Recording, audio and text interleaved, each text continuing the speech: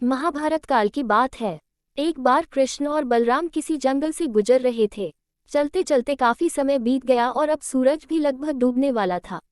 अंधेरे में आगे बढ़ना संभव नहीं था, इसलिए कृष्ण बोले, बलराम, हम ऐसा करते हैं कि अब सुबह होने तक यहीं ठहर जाते हैं। सुबह होते ही हम अपने मंजिल की ओर बढ़ चलेंगे। बलराम बोले, पर इस घने जंगल में हमें खतरा हो सकता है। यहाँ सोना उचित नहीं होगा, हमें जागकर ही रात बितानी होगी। अच्छा, हम ऐसा करते हैं कि पहले मैं सोता हूँ और तब तक तुम पहरा देते रहो, और फिर जैसे ही तुम्हें नींद आए तुम मुझे जगह देना, तब मैं पहरा दूंगा और तुम सो जाना। कृष्ण ने सुझाव दिया। बलराम तैयार हो गए। कुछ ही पलों में कृष्ण गहरी नींद में चले गए और तभी बलराम को एक भयानक आकृति उनकी ओर आती दिखी। वो कोई राक्षस था। राक्षस उन्हें देखते ही जोर से चीखा और बलराम बुरी तरह डर गए। इस घटना का एक विचित्र असर हुआ। भय के कारण बलराम का आकार कुछ छोटा हो गया और राक्षस और विशाल हो गया। उसके बाद राक्षस एक बार और चीखा और पुनः बलराम डर कर कांप उठे। अब बलराम और भी सिकुड़ गए और राक्षस पहले से भी बड़ा हो गया। राक्षस धीरे धीरे बलराम की ओर बढ़ने लगा। बलराम पहले से ही भयभीत थे और उस विशालकाय राक्षस को अपनी ओर आता देख जोर से चीख पड़े, कृष्णा, और चीखते ही वही मूर्छित होकर गिर पड़े। बलराम की आवाज सुनकर कृष्ण उठे। बलराम को वहां देख उन्होंने सोचा कि बलराम पहरा देते देते थक गए और सोने से पहले उन्हें आवाज दे दी। अब कृष्ण पहरा देने लगे।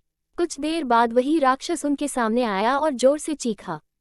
कृष्ण जरा भी घबराए नहीं और बोले, बताओ तुम इस तरह चीख क्यों रहे हो, क्या चाहिए तुम्हें? इस बार भी कुछ कृष्ण के साहस के कारण उनका आकार कुछ बढ़ गया और राक्षस का आकार कुछ घट गया। राक्षस को पहली बार कोई ऐसा मिला था जो उससे डर नहीं रहा था।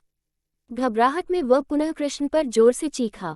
इस बार भी कृष्ण नहीं डरे और उनका आकार और भी बड़ा हो गया, जबकि राक्षस पहले से भी छोटा हो गया। का आखिरी प्रयास में राक्षस पूरी ताकत से चीखा, पर कृष्ण मुस्कुरा उठे और फिर से बोले, बताओ तो क्या चाहिए तुम्हें? फिर क्या था, राक्षस सिकुड़कर बिल्कुल छोटा हो गया और कृष्ण ने उसे हथेली में लेकर अपनी धोती में बांध लिया और फिर कमर में खोंस कर रख लिया। कुछ ही देर में सुबह हो गई। कृष्ण ने बलराम को उठाया और आगे बढ़ने के लिए कहा। वे धीरे धीरे आगे बढ़ने लगे। तभी बलराम उत्तेजित होते हुए बोले, पता है कल रात में क्या हुआ था? एक भयानक राक्षस हमें मारने आया था। रुको रुको, बलराम को बीच में ही टोकते हुए कृष्ण ने अपनी धोती में बंधा राक्षस निकाला और बलराम को दिखाते हुए बोले, कहीं तुम इसकी बात तो नहीं कर रहे हो? हाँ, ये वही है, पर कल जब मैंने इसे देखा था तो ये बहुत बड़ा था। ये इतना छोटा कैसे हो गया? बलराम आश्चर्यचकित होते हुए बोले। कृष्ण बोले, जब जीवन में तुम किसी ऐसी चीज से बचने की कोशिश करते हो जिसका तुम्हें सामना करना चाहिए तो वो तुमसे बड़ी हो जाती है और तुम पर नियंत्रण करने लगती है, लेकिन जब तुम उस चीज का सामना करते हो जिसका सामना तुम्हें करना चाहिए तो तुम उससे बड़े हो जाते हो और उसे नियंत्रित करने लगते हो। दोस्तों, ये राक्षस दरअसल हमारी जिंदगी में आने वाली चुनौतियां हैं। अगर हम इस चुनौतियों को टालते हैं तो ये और बड़ी होती जाती हैं। आखिर में ये हमें कंट्रोल करने लग जाती हैं। इसलिए हमें इनका साहपूर्वक सामना करना चाहिए ताकि हम उन पर काबू पा सके। इस प्रकार चुनौतियों का डट के सामना करने से वो छोटी सी हो जाएगी